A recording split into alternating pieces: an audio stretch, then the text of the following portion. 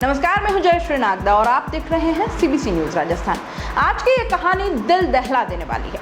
ये कहानी बताएगी कि कैसे उसकी बेवफाई ने एक हंसते खेलते परिवार को तहस नहस कर डाला।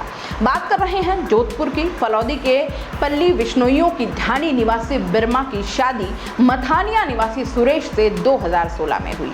पहले कार्तिक फिर विशाल का जन्म हुआ। 4 साल सब कुछ ठीक चलता रहा और इसके बाद नौकरी की तलाश में सुरेश गांव से जोधपुर शहर आ गया। किराए पर कमरा लेकर रहने लगा। 2021 से पति पत्नी के बीच झगड़े होने शुरू हो गए। सुरेश अधिकतर अब जोधपुर में ही रहने लगा था। 2 साल से बिरमा को पति के चाल चलन पर शक हुआ और इसके बारे में उसने अपने पीहर और ससुराल वालों को भी बताया। परिजनों ने बताया कि इसे लेकर एक मीटिंग भी हुई थी जिसमें सुरेश ने साफ इनकार कर दिया कि उसका किसी महिला से कोई चक्कर नहीं है, लेकिन इसके बाद वह बिरमा से जरा दूर ही रहने लगा था। जोधपुर से अपने गांव बहुत कम आता था। 2 जुलाई यानी रविवार को सुरेश विश्नोई का जन्मदिन था। सुरेश जोधपुर के रातानाडा इलाके में किराए का कमरा लेकर रहने लगा था और वह शहर में टैक्सी चलाने का काम करता है। सुरेश की पत्नी बिरमा अपने 2 बेटों कार्तिक और विशाल के साथ ससुराल मथानिया के उम्मेद नगर में ही रहती थी। पति पत्नी के बीच 2 साल से अनबन चल रही थी। रविवार को सुरेश का जन्मदिन था तो इसीलिए पत्नी ने उसे मथानिया आने को कहा था कि चलो यहीं जन्मदिन मना लेंगे। रविवार को दिन भर उसने इंतजार किया, लेकिन सुरेश न तो गाँव आया और ना ही पत्नी को फोन किया।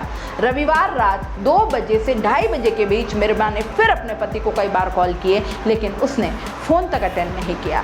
सोमवार सुबह 6 बजे बिरमा की सब्र का बांध टूट गया और अपने बच्चों को उनके पिता से मिलाने के लिए वो ससुराल से निकल गई। मथानिया स्टैंड से उसने बस पकड़ी और जोधपुर शहर के रातानाडा इलाके में सुबह 8 बजे वो पति के रूम पर पहुंच गई। कहानी यहीं से एक नया मोड़ लेती है। आगे उसने देखा उसकी पीड़ा को जाहिर कर पाना शायद हमारे शब्दों के भी बस में नहीं है। वो जाती है सरप्राइज देने के लिए, लेकिन वहाँ खुद ही चौंक जाती है। हुआ यूँ कि बिरमा ने जब दरवाज़ा खटखटाया तो पति सुरेश विश्नोई सामने खड़ा था। पत्नी और बच्चों को देखकर उसके चेहरे से हवाइयाँ उड़ गई थीं। बिरमा अंदर घुसी तो लोअर और टी-शर्ट पहने एक युवती उसके सामने थी। दीवार पर बैलून और हैप्पी बर्थडे के स्टिकर लगे थे। पति इस युवती के साथ लिव इन में रह रहा था। परेशान पत्नी ने दोनों को खूब भला बुरा कहा, दोनों को रंगे हाथ पकड़ने का वीडियो भी बनाया। कमरे में मिली युवती से भी गाली गलौज की। उसने पति की करतूत का वीडियो बनाया और अपने ससुराल वालों को भेज दिया।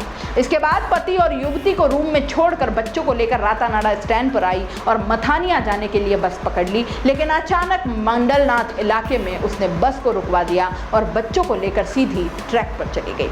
अब तक वो ठान चुकी थी कि इस दुनिया को अलविदा कहने का वक्त आ गया है। शायद एक महिला किसी की गुनाहों की सबसे बड़ी सज़ा यही समझती है कि खुद को वो इस सब से अलग कर ले हमेशा के लिए। यही तरीका उसे ठीक लगा, जो था तो सरासर गलत, परंतु उसकी आंखों के आगे वो धोखा बार बार गुजर रहा था और वो ये बर्दाश्त नहीं कर पाई। नागौर रोड पर जोधपुर के मंडलनाथ इलाके में ओटीसी होटल के सामने सोमवार सुबह 9:15 पर बिरमा ने दोनों बच्चों के साथ फलौदी की तरफ से आ रही मालगाड़ी के सामने छलांग लगा दी और हादसे में तीनों की मौत हो गई। जिस मालगाड़ी से तीनों टकराए उसके लोको पायलट ने ट्रेन रोकी और लोगों की मदद से शवों को मंडोर स्टेशन पहुंचाया, जहां से करवड़ थाना पुलिस ने शव महात्मा गांधी हॉस्पिटल की मोर्चरी पहुंचाया।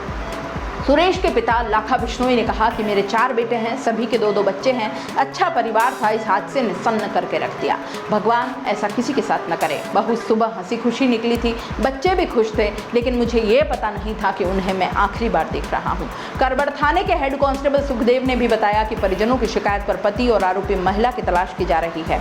घटना के बाद सुरेश फरार है। उसकी गिरफ्तारी के बाद स्थिति साफ होगी। सुरेश विश्नोई उर्फ राज डाउकिया ड्राइवर होने के साथ ही हथियारों का भी शौकीन है।